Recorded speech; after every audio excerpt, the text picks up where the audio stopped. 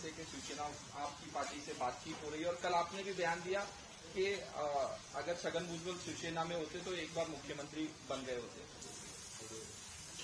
सूत्रों के हवाले से क्या खबर आपके पास है कि मीटिंग हो रही है? देखो,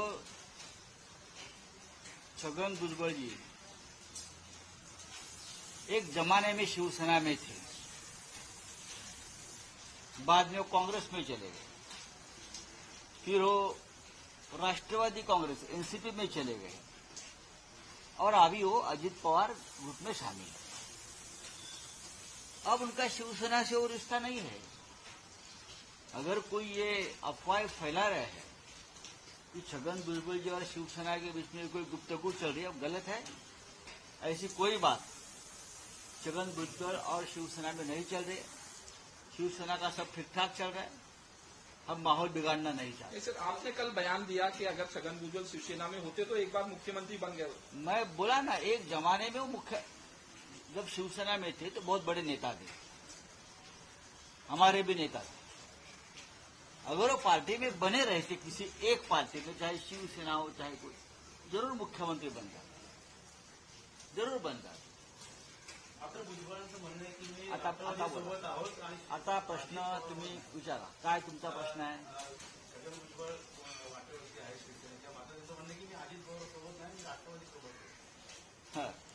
बघा, हे कालपासून जोरात अफवा चाललेल्या आहेत की राष्ट्रवादी काँग्रेस अजित पवार गटाचे एक नेते, प्रमुख नेते छगनजी भुजबळ हे शिवसेनेच्या वाटेवर आहेत. आता ही कोणत्या वाटेने येताची वाट का आम्हाला दिसली नाही. छगन भुजबळ हे एकेकाळी शिवसेनेमध्ये होते, त्याला एक कालखंड लोटला, एक जमाना लोटला. छगन भुजबळ त्यानंतर काँग्रेस पक्षात गेले. छगन भुजबळ त्यानंतर शरद पवार साहेबांबरोबर राष्ट्रवादी काँग्रेस पक्षात बराच काळ राहिले आणि सध्या ते अजित पवारांच्या नेतृत्वाखाली राष्ट्रवादी काँग्रेस पक्षात आहे. असा त्यांचा मोठा प्रवास आहे आणि त्या प्रवासामध्ये शिवसेना आता खूप मागे राहिलेली त्यांच्या प्रवासात, आणि राजकीय प्रवासात शिवसेना खूप पुढे गेलेली आहे महाराष्ट्रामध्ये. आपण जे म्हणताय त्या बातमीत आणि त्या अफवेत कोणतेही तथ्य नाही. छगन भुजबळ यांच्याशी शिवसेनेचा कोणत्याही प्रकारचा राजकीय संवाद नाही, झालेला नाही, होण्याची शक्यता नाही. कारण त्यांनी आता स्वतःचा एक मार्ग निवडलेला आहे, त्यांच्या काही भूमिका आहेत, त्या भूमिकांशी शिवसेनेचा भूमिका मेळ खाणार नाही, हा पहिला प्रश्न. आणि छगन भुजबळ येणार, हा जाणार, तो येणार, अशा प्रकारच्या बातम्या उडवून, पेरून, अफवा पसरवून महाराष्ट्रात गोंधळ उडवायचा राजकीय दृष्ट्या. बाकी याच्या पलीकडे या बातमीला आम्ही काय महत्व देत नाही. छगन भुजबळ यांना आमच्याकडून कोणी भेटलेलं नाही. छगन भुजबळ यांना शिवसेनेचा कोणताही नेता भेटलेला नाही, चर्चा झालेली नाही, चर्चा होणार नाही. हा त्यांचा पक्षाचा प्रश्न आहे ना. त्यांच्या मनातली खतखती त्यांच्या पक्षातली खतखत आहे, त्याच्याशी शिवसेनेचा काय संबंध आहे आमच्या?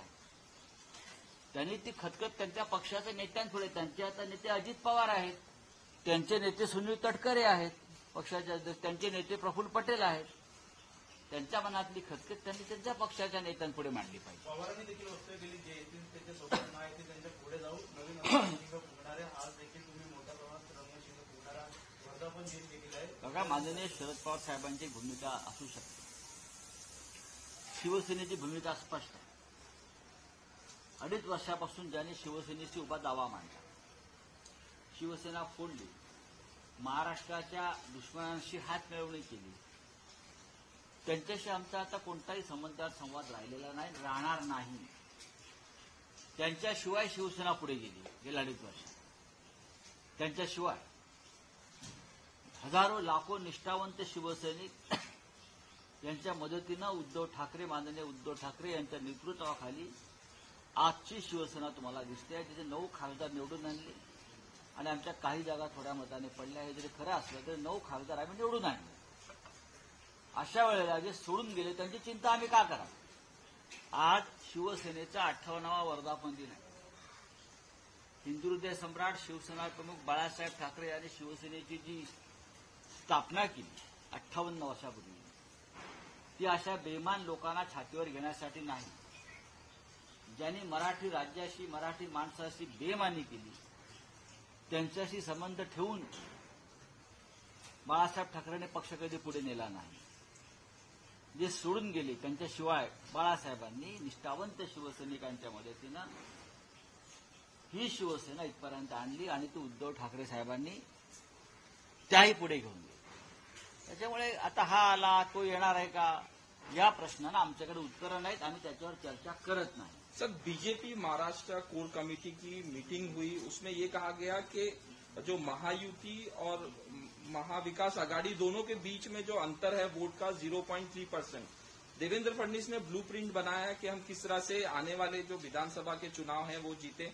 सर, क्या कहना चाहिए? करने दो ना, उनकी पार्टी है. पहले डबल इंजन वाली पार्टी थी, फिर ट्रिपल इंजन वाली बन गई, फिर राज ठाकरे को साथ लिया तो 4 इंजन वाली बन गई, और भी इंजन जोड़ते हैं, 5-6 इंजन वाली उनकी आघाड़ी महायुति है. चलने दो, लेकिन ये सभी इंजन को बंद करके महाविकास आघाड़ी आगे चली गई.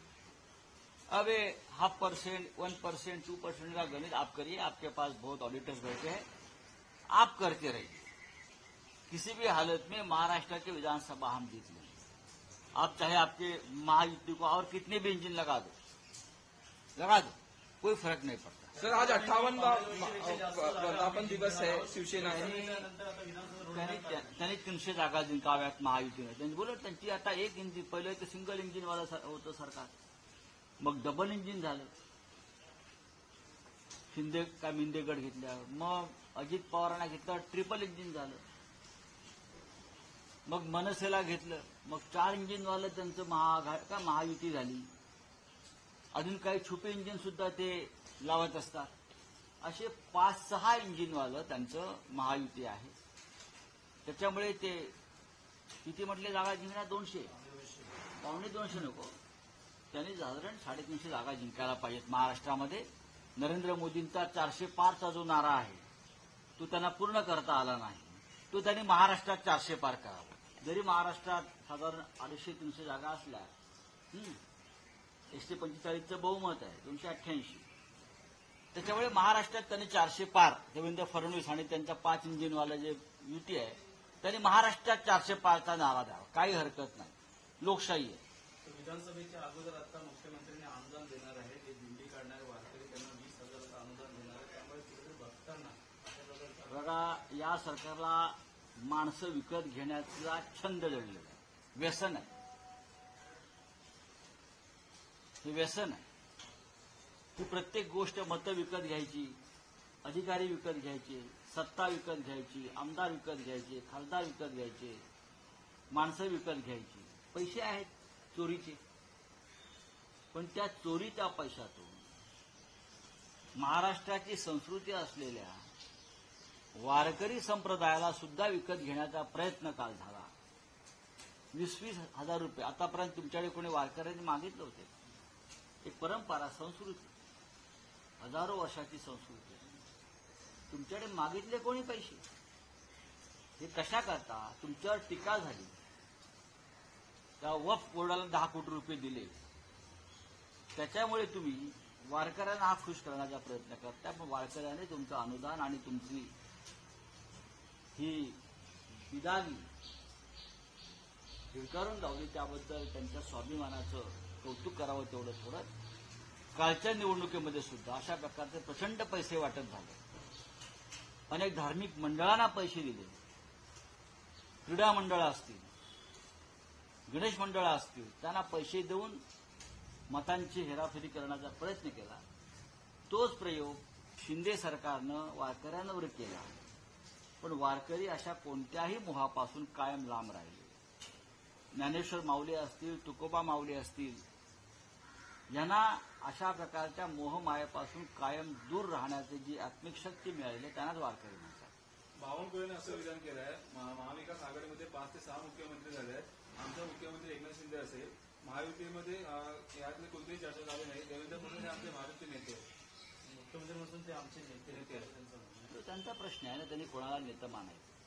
त्या नेत्याचा लोकसभेत जाऊन पराभव महाविकास आघाडीने केलाय आणि स्वतः बावनकुळे ज्या मतदारसंघात आमदार राहिले आहेत त्या मतदारसंघामध्ये महाविकास आघाडीचे उमेदवार साधारण 25,000 मतांनी पुढे.